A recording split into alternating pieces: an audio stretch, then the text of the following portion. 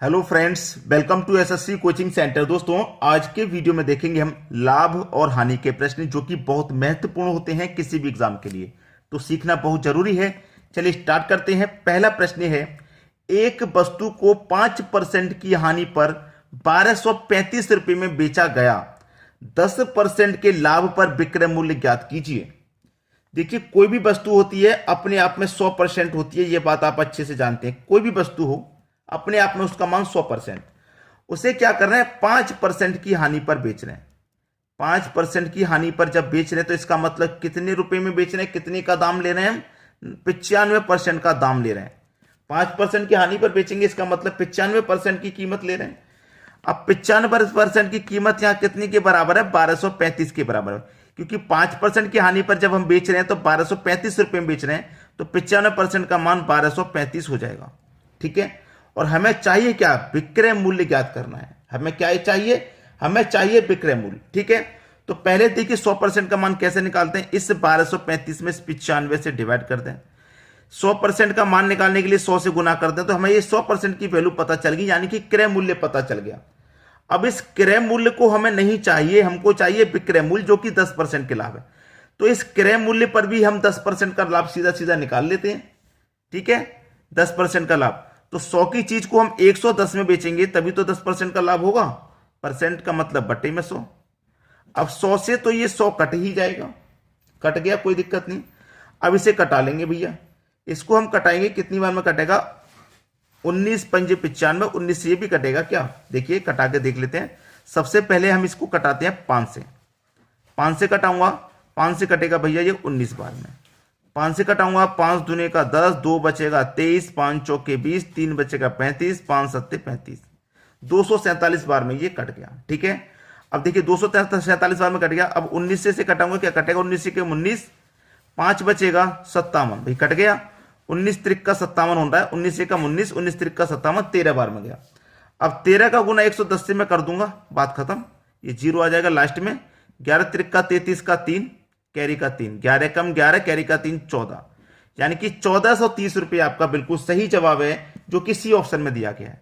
सभी को समझ में आ गया। अब देखेंगे अगला प्रश्न।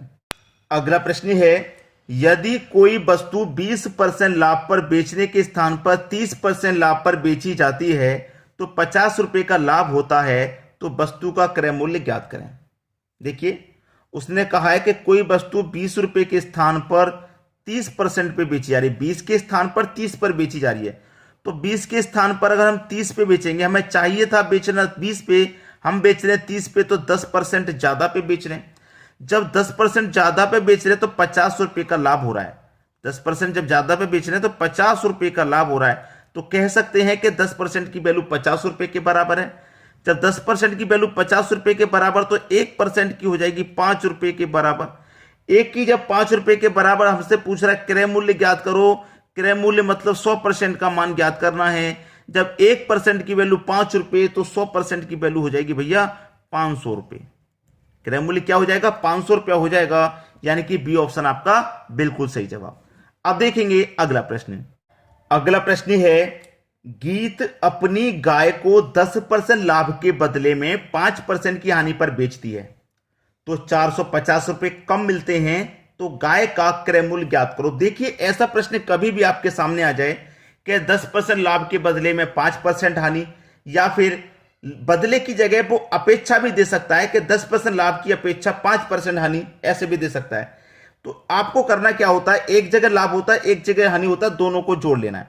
ठीक है, और जो आपको मूल्य दिया गया है 450, इन दोनों को जोड़ के लाभ हानि को इसमें मूल्य में डिवाइड कर दे। 10 और 15 को मैं जोड़ दूंगा 15, 10 और 5 को जोड़ूंगा 15। अब कटा लो, 15 त्रिक का 45 और एक ही जीरो।